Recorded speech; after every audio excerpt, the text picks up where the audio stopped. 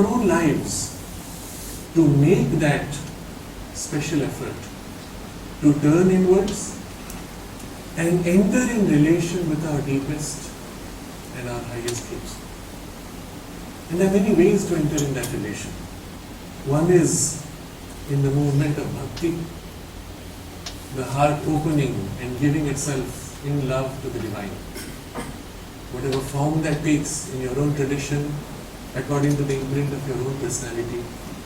But if you sit for a few minutes, turn inwards with the image or the idea of the divine, and let your heart open and give itself in love, and remain immersed in that communion. The glow of that love, the perfume of that communion will spread and fill your day. For those who are not naturally centered in the heart, the turn of the mind to what is the highest meaningful ideal for you. And you do not have to be a religious person for that. There are atheists who also are deeply spiritual because they seek a higher truth. They seek to realize justice. They seek universality. They seek perfection. They seek beauty. And in all of these, when taken to the highest, it is nothing but the divine. It is the divine which manifests in these terms in life. So whatever form it may take, give yourself to that ideal and seek to realize that ideal which moves you most deeply in everything that you do in life.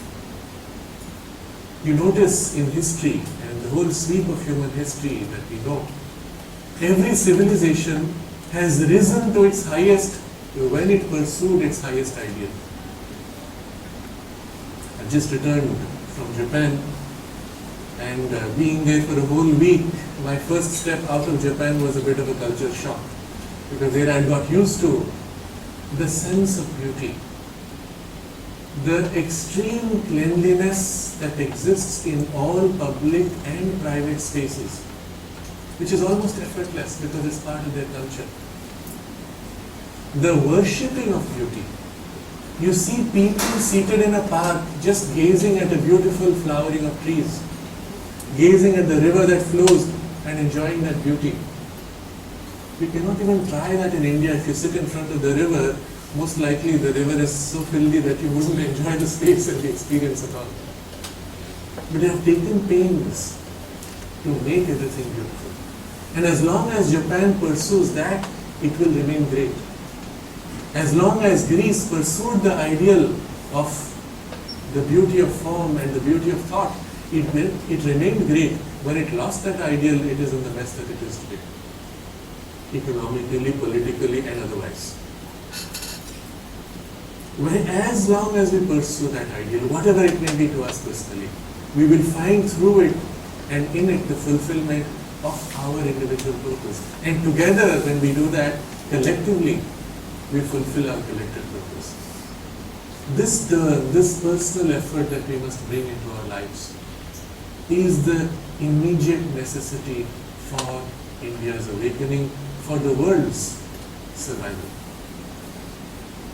Sri Aurobindo observed when he took to the freedom struggle, he said that we want India to be free not because we hate the British, not because they are bad rulers or good rulers or whatever, but because India has a purpose to fulfill for the world. And in order to fulfill that purpose, she must first find her own soul. For that, she must be free. And therefore, we fight for freedom. In our first step that we called freedom in 1947, it was a political freedom only, and that too a half freedom. It was in its very first step compromised, as you are all aware, by the political compromises made, which affect even to this day. But we had not yet made the step to economic freedom, We have not yet made the step to cultural freedom or the step to an intellectual freedom or a spiritual freedom. All of these efforts, revolutions for freedom, are still waiting. And they will happen not in the political arena, they will happen in our minds and hearts. And in our collective spaces such as this. Whether you are in Oro University, whether you are part of the Sri Aurobindo Center, whether you are working in some other business, job, educational institution or at home, doesn't matter what your space is, you are part of a collective unit. Small or big is irrelevant. Into that collective unit, we have to bring these revolutions. There is no other way for humanity's survival. And we state it in these terms. The awakening in India is necessary for humanity's survival. Because the solution for the human crisis exists here. But it must be found. And it must be brought out in active organization of daily life. Mother put it in this way when organizing the physical training program for the children in the ashram school. She said, in the mind, we must create the circumstances for a divine knowledge to manifest. In our life energies, prana, a divine power to manifest. In our body and its actions, a divine beauty to manifest. And in the depth of our soul, in the heart, a divine love to manifest. If you just take these four attributes of the divine in manifestation, seek to realize them in everything that you do. And it doesn't mean that you will always realize. The effort is what is important. Seek to realize. Then in each day, in each thing we do, we will be taking that one step forward. Spirituality is not something that you do in the monastery or in the cave. Spirituality is not what you do in meditation. Spirituality is what you express in every detail of life. In Japan, the expression of beauty is its spirituality. In India, we sought a more universal, more complete expression where beauty also is there, but as one part of the whole. And whatever it is in your own swabhava, according to your temperament, the line where you find it most easy, start with that. One small step is all that's needed every day. In this collective awakening that must take place in India, Sri Aurobindo observes that there is also a divine grace, a divine help, which has always been. You see how all the avatars have manifested in this sacred space, this land that we call India. It is the only civilization in which at any given point in history, there is not one but half a dozen saints living. If you go to other countries in the world, other cultures, they will tell you of saints who lived 200 years ago, 1,000 years ago. But in India, at every period, in every age, at any time, not one but a dozen saints at least. At least half a dozen. And so it is even today. It is the land of the rishis. And in a very cryptic, symbolic writing, Sri Aurobindo observes, God always keeps for himself one chosen country in which through all the vicissitudes of evolution, of life, he preserves the highest knowledge. And for this Chatur Yuga at least, this cycle of 4 yugas, that country is India. The preservation of that spiritual, that highest knowledge is not in books, but in the life, in the hearts of people. And it has been preserved here, sometimes in small communities, sometimes more widely. But he says when the time has come now that it must move back widely once again in the people. when we make that effort to go within, we will find it easier because of the work that has been done. In another interesting letter, Sri Aurobindo writes, unlike the European, he says, the Indian temperament is very finely balanced between the outer and the inner. The result, he says, is the moment you choose to go within, you can as rapidly go within as you can be successful outside. It takes the same effort. And what we need is to make that effort equally in both sides. So that everything we do outside is a reflection of what we do within. And everything we do within is a deepening of the purpose that we express outside. And in this will be the spirituality of India. India became great because it was a spirituality that embraced life and transformed life, not which withdrew from life. The downfall of India was when that spirituality turned away from life. And today the correction is the return of spirituality into life. That's why you will see everywhere this peculiar mix. Young people are attracted by modernisms and imitations of the West. At the same time, they are also turning to all kinds of religious discourses for some deeper nourishment and sustenance. It is an attempt to somehow bridge these two extremes, which is the whole purpose of evolution. I'll pause with this. I have perhaps spoken of things which may seem not so obvious in their practicality, but I think which would move much more the heart and the inner sense. And I'd invite your questions, maybe on anything you want to ask, and we can discuss according to your interest.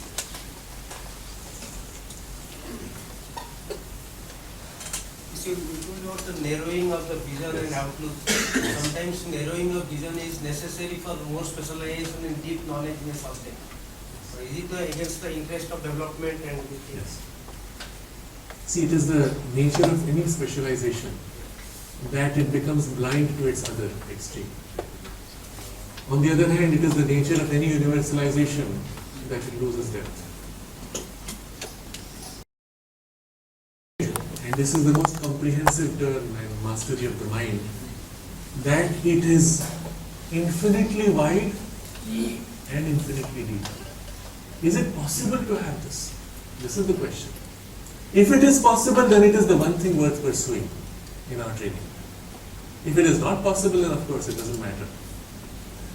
In a little booklet called The Brain of India, Sri Aurobindo makes this observation that in Europe, you will find the geniuses are those who specialized in one field and mastered it. But in India, you find many like that. But the geniuses of India are those who specialized in several fields and mastered all of them. That is what we want to develop. Can you give a few examples? In India, you will find the practice of Ashtavadhanam, which is quite common even today. The Ashtavadhani is one who demonstrates mastery in 8 fields at the same time. So, just as one example, he will be composing poetry according to a theme that is given to him. One letter at a time. And each time he speaks one letter, an opponent can tell him what letter he may not use next. He puts a block. And now you must form the word with another letter. And then again the third letter is blocked in anticipation of what you may use to complete. And so you put a third different letter. And in this way complete 4 lines of poetry, which not only rhyme, which not only have rhythm, which not only make sense, but they must involve some insight. This he does while doing 7 other things at the same time. Okay? I'm just giving you one example of what that multiple intelligence or multiple concentration could be like. But just to take another example of a master literature such as Kalidasa, master of poetry, master of literature, master of human psychology, master also of spiritual and yogic knowledge, he wrote in such varying styles that today's European analysts have come to conclude that there was not one Kalidasa, but there must have been four, because the human mind is not capable of such diversity of style. Now the presumption of the European scholar is that the mind cannot have this capacity, because that's all that they had. Whereas we would start by saying, well, if you don't have that, then you are not a true genius. Isn't it? So you told in this Arvinda thought of independence because India will show the world after freedom to be free. And what the purpose? Do you think that is taking place in 67 years or to some degree? You see, the way Sri Aurobindo formulated it, he said, India has a destiny to fulfill for the world. But for that, she must find her soul. To find her soul, she must be free. Now, having got our freedom, have we as a collectivity made that effort to find our soul, individually or collectively? The very first step we took after freedom was to imitate the West. And it was a necessary passage. I'll show you an example of Sri Aurobindo's prophetic vision. In 1910, Sri Aurobindo wrote, India will pass through the experiment of parliamentary democracy simply to realize that it is not suited for us. Actually, the phrasing is, he says, it is becoming increasingly clear that India will have to pass through the experiment of parliamentary democracy simply to realize that it is not suited for us. This, it is becoming increasingly clear was his vision, spiritual vision. So what was the problem with parliamentary democracy? He says it has brought Europe to its sorry pass.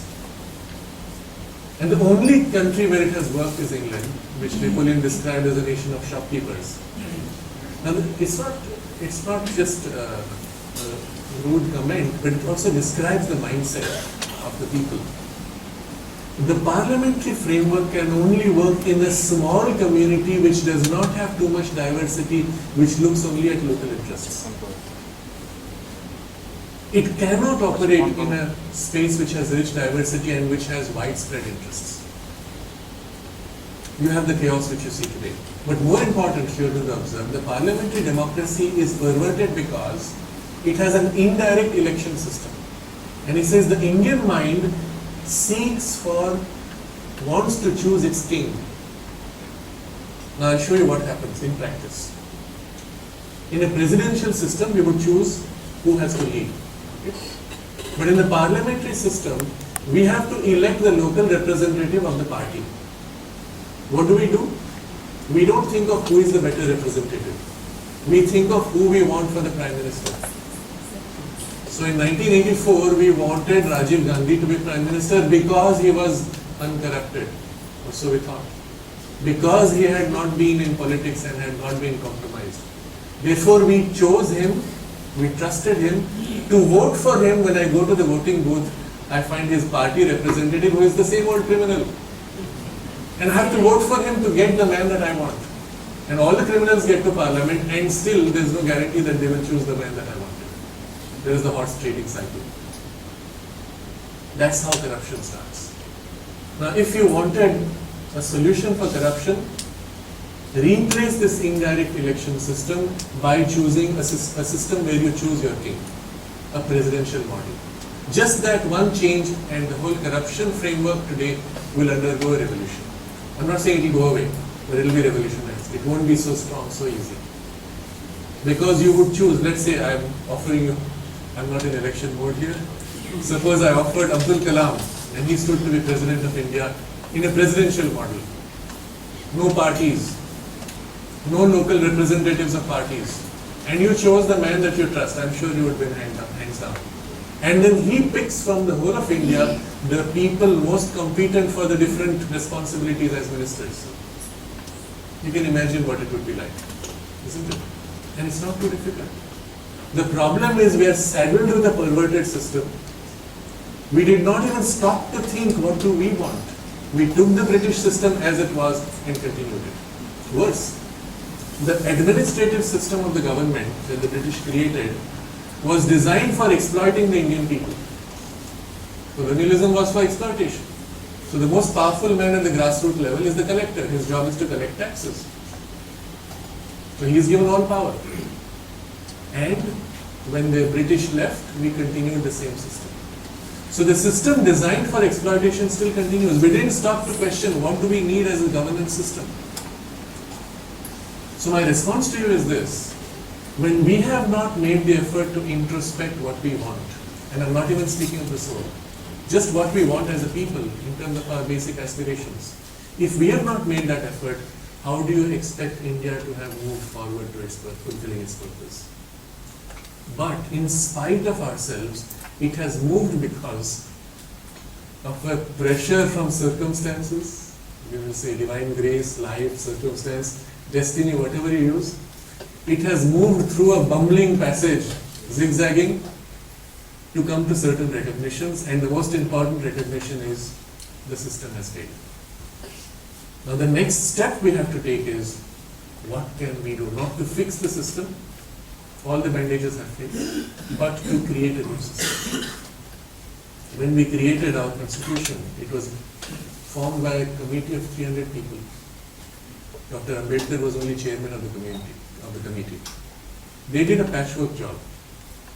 And the result of it is, we have the world's fattest constitution, which has the largest number of constitutional crises which need reference to Supreme Court, and which has the largest number of amendments. And still it doesn't work. So let's face it, system has failed, what do we need? Now, this will be the interesting part. When we start thinking, what do we need? What will be the foundation of our constitution? We, the people of India, declare our freedom. Will that be our deepest or highest value? Perhaps not.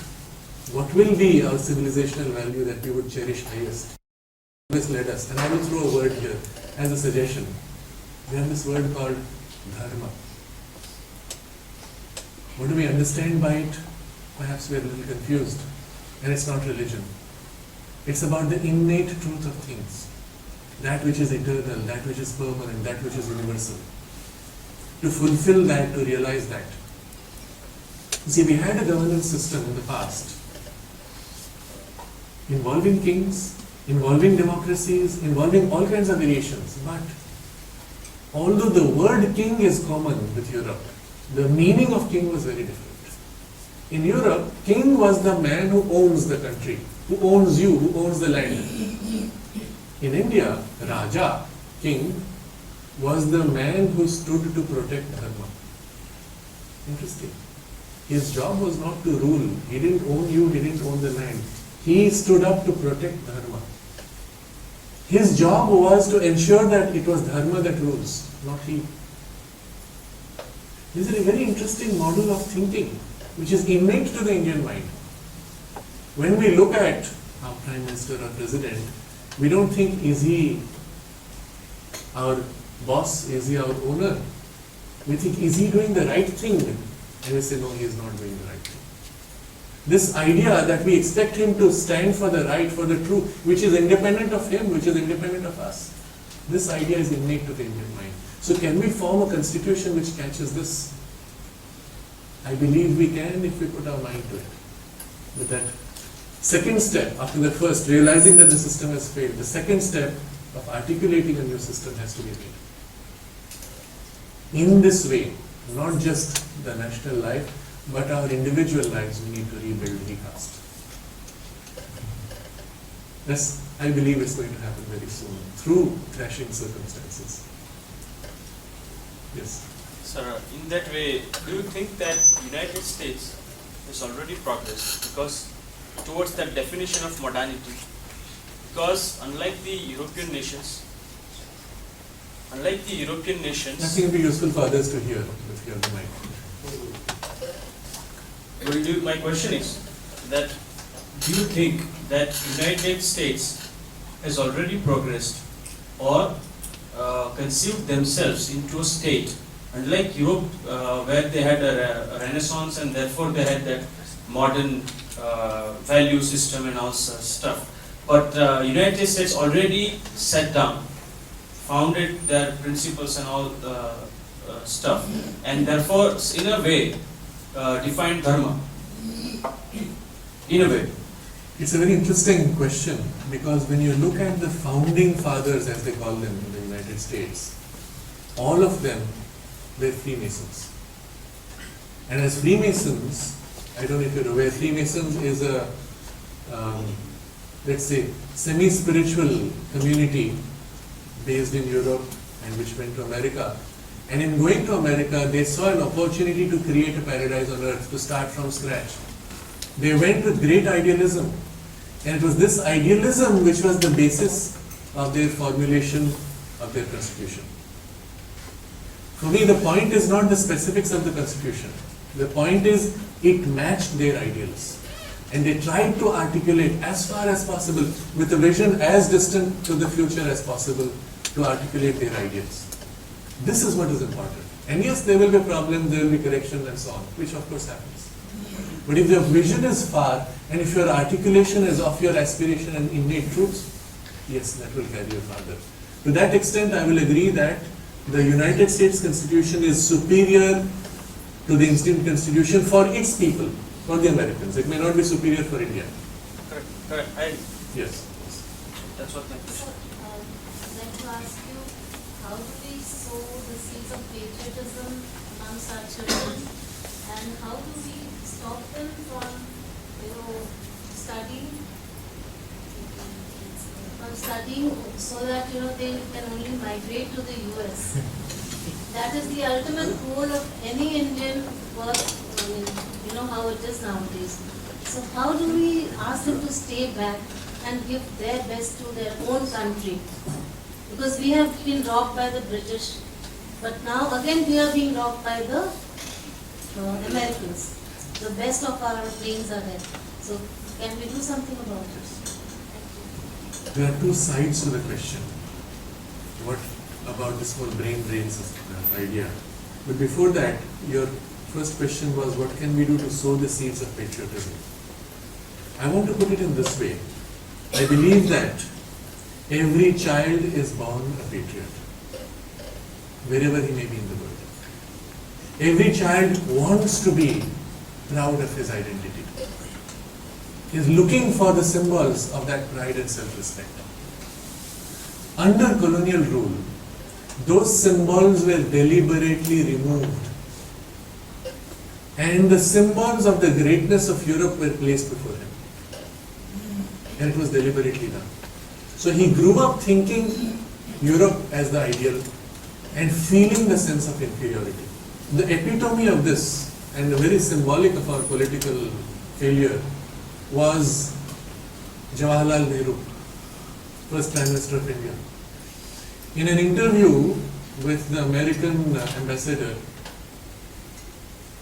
Jawaharlal Nehru told him, I am the last Englishman to rule India.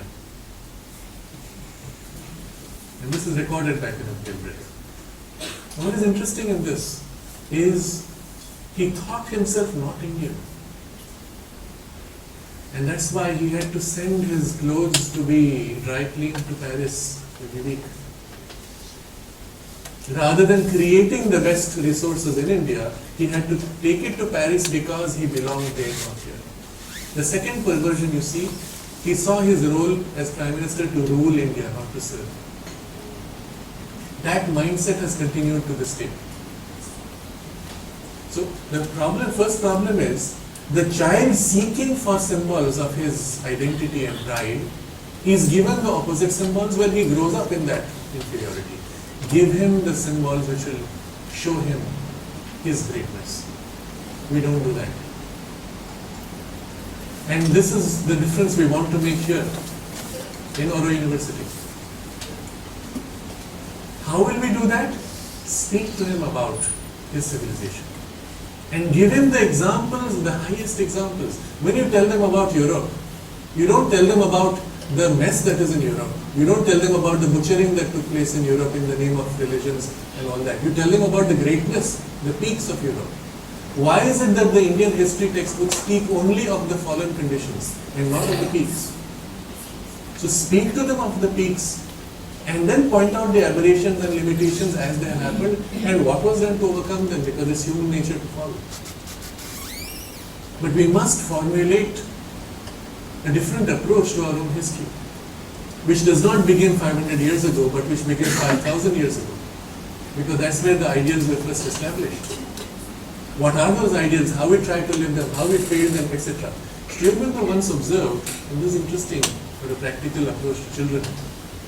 He observed that you cannot know Indian culture truly unless you know the Mahabharata.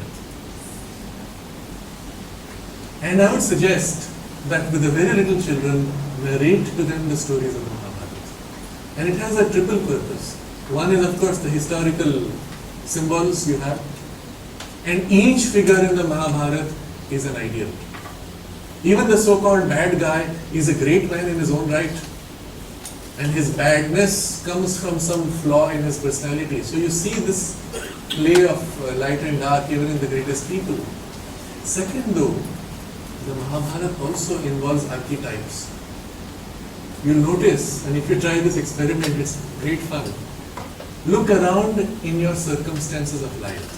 At home, in the workspace, in your family. And you'll see each person that you know resembles some person in the Mahabharata. Arey, he is an Abhimanyu, he is a modern Duryodhan. We keep using these terms. Why? Because they are archetypes. And understanding and knowing them helps us understand humanity. If you know the archetypes, you know everybody. And third, interesting thing, they are all powerful spiritual symbols and involve spiritual wisdom. All those stories. And when you connect to that, something in the heart resonates. And at that young age, I don't understand. But when I grow up, the thing pops up and suddenly it touches my mind. Oh, that's what it is. But it was always there and it molded my behavior. When you talk about practical approach, for example, my son, when he was working in India, he would always say something bad about his boss, especially the HR guy who's, people like that. When he went to USA, he gets such great inspiration and he gets so much appreciation Exactly. from his bosses who always, who don't take away credit Yes. for work which he has done. So this comes to the Whereas in second India- part of your question. Yeah, whereas in India, the boss will take away your credit the moment he can. The second part of your question was how do we prevent them from going out? Yeah. I'm going to put it in two ways. There are two sides to this whole question. One, as long as the circumstances here are suffocating, he may even be better off there, as you yourself point out. At least he can breathe, he can be creative, he can grow, he can develop his full potential. And having developed fully, not suffocated and become a dwarf, having developed fully, he may come back and help in the rebuilding. Usually once they go there, they go. That's the second problem. We have the living example here. Yeah. We have the living example here only. Like, Person who's at trained this in moment, Oxford University. the best thing for me in this room is this flag, our national flag. Yes. I'm actually surprised when I came in to see this. I see this commonly in America. You will find the American flag everywhere. In India, you will never find it anywhere. And do you know why? For 50 years, only the government had the right to use the Indian flag because citizens were not Indians. They were the subjects of the British. Remember? And only the politicians could have their Indian flag on their car because they were India, not you. And all that reversed because of one man filing a case. But still, it has not gone in our hearts. We're still not proud of that symbol. We still don't have. So all of these things have to change, and this is the first very important step. But the other point is, see, it's good that they go out. At least they can blossom. But this question always remains that they don't come back. Or even if they come back, their children who grew up there find it very difficult to relate to the Indian space. And if at all there is a pull, it is always counterbalanced by the material circumstances there, which, well, they can't leave easily. That's a problem really. But still, that first generation having developed has a deep affinity, and we must have that. We must invite that connection not as investments, that's not going to help too much, but to come in to build institutions as a university, to build environments the kind that have made them grow, that here also others can grow similarly. It is going to start in a seeding process. It will not happen automatically. Unfortunately, the system of governance, the rot has gone so deep, it will not happen spontaneously. And a few individuals do it, it is often washed away by others. But it will happen by entrepreneurs like this. It will happen by us who may not have gone there but have been exposed to certain cultural values and work ethics, which we must create here. And we have to start, however small it is. So a little bit addition to that would be, I think four of Vivekananda, Aurobindo, Gandhi and Ambedkar were all educated over there and came back. Yes. In those days, that was the only way you could have the best education. Today, it's no more true. And we must ensure that this space becomes the best education in the world. Recently, just a year back, I saw an interesting article in one of the American newspapers, maybe New York Times, I'm not sure, where the writer asked this question: is India a better place to breed CEOs? And the rationale he gave: people who grew up in America have never faced challenging circumstances. Whereas in India, from the time you're born, you're struggling for life, facing extremes, and with that experience, you can fight the crisis in the US better. That was the thinking. So when the American CEO meets crisis, he is lost. He doesn't know what to do outside his group. Whereas the Indian CEO knows how to deal with it. And there's a point to it. Of course, one can exaggerate. But my point though is, there is a recognition that there is something here which is missing there. And it's not just the pain and conflict. It has to do with the diversity of types within India. The diversity of culture, the universality, and the innate values we are given to work hard and to live by some inner strength. And those things are what make for great leaders. Sir, Tena Kyatena Gunjita is the philosophy our ancestors based their life on. Now we have abandoned it. How to protect the earth? And how India can guide others? These are the seed ideas from the Vedas, Upanishads, which we used to teach our children, which are not being transmitted anymore. They need to be brought back. And they resonate very easily in the Indian heart. Even if you have not been taught, when it is expressed to you, it touches the heart, it sprouts very quickly. We have to bring those values back, consciously. I have two contradictory questions. One is that when one East India company came Indian, they made us slave for 200 years. Today, hundreds of East India companies are coming in form of FDI. What will be the fate of this country? And another contradictory question, that when Tata takes over chorus of the UK, when the likes of H.B. Rama goes and controls all the motor industry in US and HLs, so what do you have comment on it? Regarding the first thing, about many East India companies and so on. You remember I mentioned, after the political freedom, we still need to have our economic freedom, cultural freedom, intellectual freedom and spiritual freedom. I meant this for economic freedom.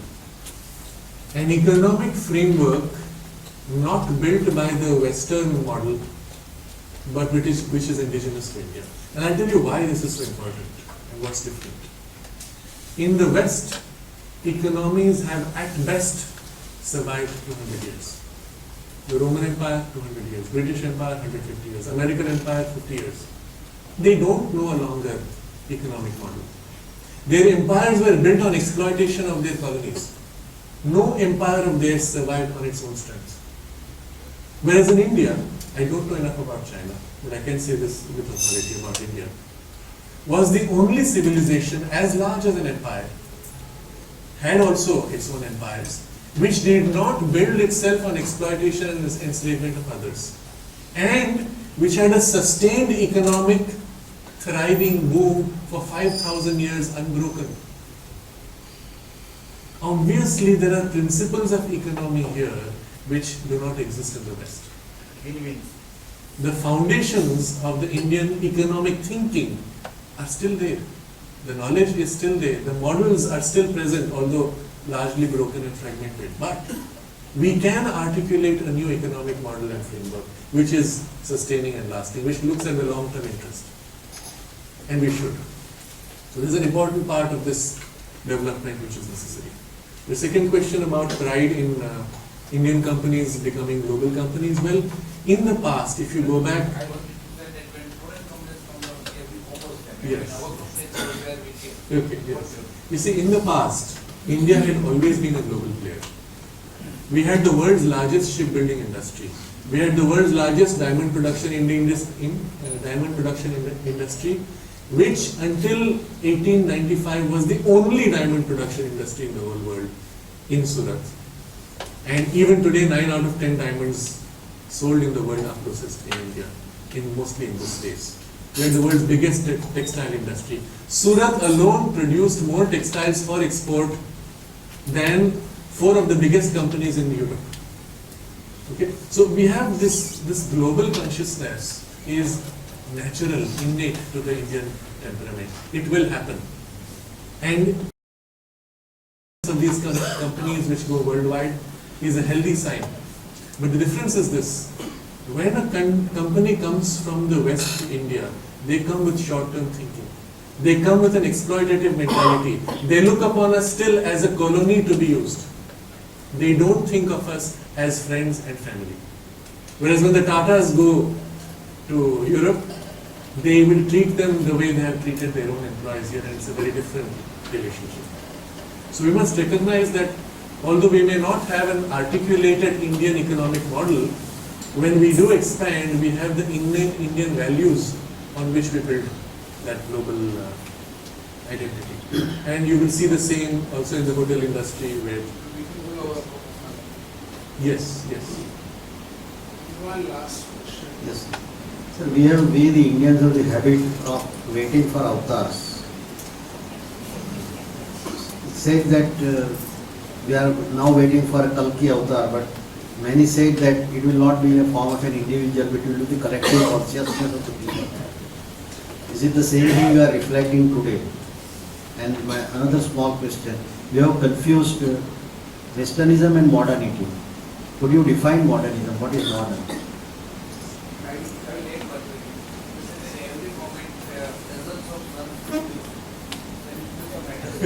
I'll speak to you later. Regarding modernity, unfortunately, modernity as we know it today has become identified with Western values. But modernity in its essence was the idea of the rule of rationality and the organization of life by the intellect. This is the essential character of modernity.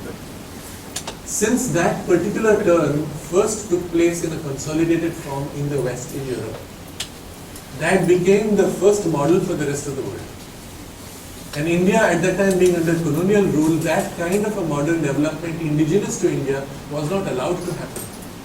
So our first exposure to modernity was by an infection from the West rather than from a development of our own innate thought process. And so there's a whole indigestion, civilizational indigestion that has taken place. And we are as if selecting the best of the West, throwing out the rest, and still going through that introspective process. So this is as far as modernism is concerned. The other question of waiting for an avatar, I will say the temperament of Indian culture is not to wait for the avatar. Because the avatar is eternal and manifests eternally. The temperament is to realize here and now the highest dharma. The avatar comes to help for the collective realization as and when necessary. It is in the last 200 years, because of the inertia which has been imprinted, that we have got the habit of waiting for someone else to solve the problem. And then we can make it convenient to say avatar will come and fix it. But this is only an excuse, it is a cowardice, it is inertia, it is not innate to the temperament of India. And it must be faced for what it is, criticized for what it is, and corrected and replaced by what is natural to us, which is an entrepreneurial spirit. I use the business term, but what that means is for each one of us at each moment to make an effort to be in alignment with our highest ideal in every activity that we do. Whatever that may be, whether in business, whether in knowledge, whether in politics, or in whatever crafts and skills, doesn't matter. So I am happy to share these ideas with you with this intention. One, that we understand better the circumstances, historical and the psychological passages of our present problems for India and the world. But second and most important, that understanding that we can begin to do something about it.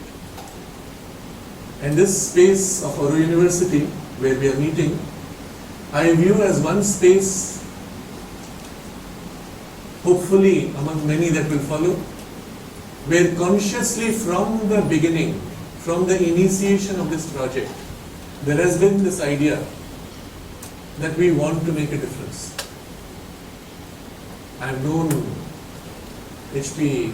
Rama from the time when he first conceived of the project, and I've seen from that point all through that at every step it has been, how can we make it true to the purpose? If this is the idea from the beginning, from the foundation, from the founders, it is this idea which also must seep through down to every detail. And I would invite those who are not directly involved here to find some space, some manner of involvement. If you have something you can contribute, share, something you'd like to participate, come forward, speak to the team that's organizing things, see what's possible. Because it's only when we come together and work collectively that the ideal can be realized most completely. It should not be a few individuals struggling, but also for you it may be a means of fulfilling what you may not be able to do in your other environments. But here, because the environment is conducive and consciously aspiring, that things might be easier here. But I leave this as a suggestion and an invitation.